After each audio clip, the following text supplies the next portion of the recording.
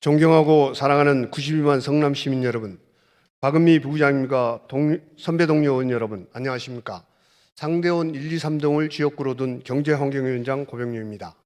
오늘 본 의원은 이미 말씀드린 가로수와 조경수 가지치기 문제점에 대해 개선할 것을 촉구하고자 비슷한 내용으로 다시 나섰습니다.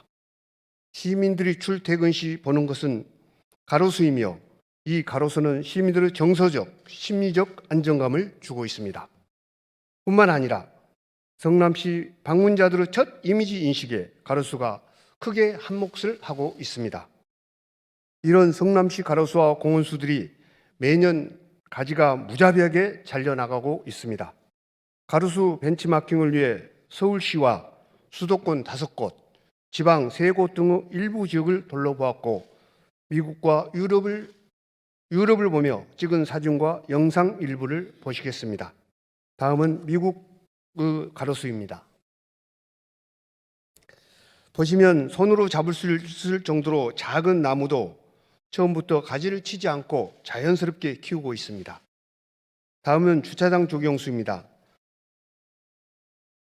영상처럼 나무가 작아도 훨씬 낫습니다. 이 작은 나무를 이렇게 키우지 않습니까? 이렇게 키워서 큰 나무가 되는데 우리가 이것이 본받을 것이 있습니다. 영상처럼 나무가 작아도 자연스러운 경관을 제공해주고 있습니다. 다음은 미국과 유럽의 가로수 영상입니다. 편도 4차선의 대로변에도 가지가 무성하여 3차선까지 그늘이 생기고 있어 마치 터널과 같습니다. 또한 도심 속의 조경을 해놓은 것처럼 멋지지 않습니까? 다음은 어릴 때부터 자연스럽게 키운 나무 사진입니다. 한 그루 나무라도 가지치기를 하지 않고 자연스럽게 자라게 해주어 풍성한 잎이 그늘을 제공하고 경관 또한 멋진 작품 같지 않습니까? 그럼 우리 시 가로수 사진을 보시겠습니다. 거리를 걷다 보면 사진처럼 휑하게 잘려나간 과도한 가지치기를 당한 나무들을 쉽게 볼 수 있습니다. 우리 시 가로수들은 가지를 자르고 대부분 위로만 쭉 뻗은 나무들이 많습니다.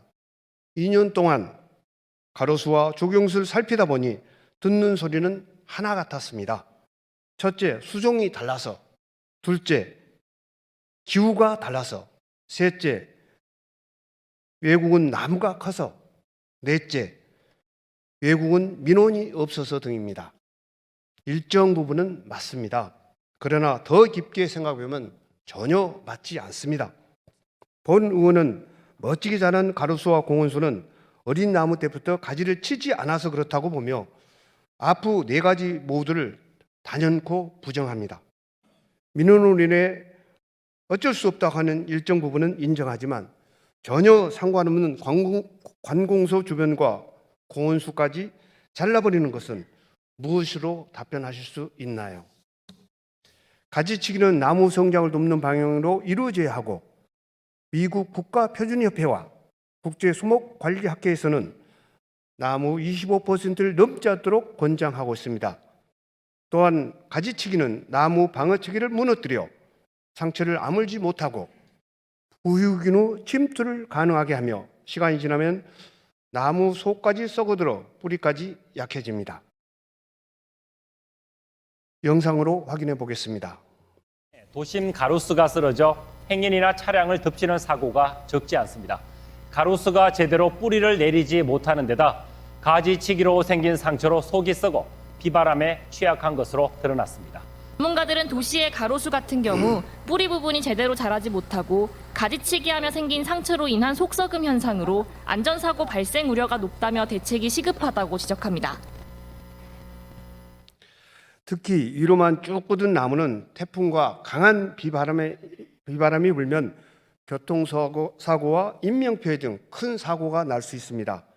기후위기, 탄소중립 등 환경 문제가 중요하게 논의되고 있는 시대적인 시점에서 영혼이 없는 그리고 사람이 아닌 토백에 잘못 보여서 잘리는 가로수와 공원수 가지치기는 차라리 안 하시는 것이 좋습니다. 예산이 남는다면 그냥 업자에게 드리는 것이 어떨까요?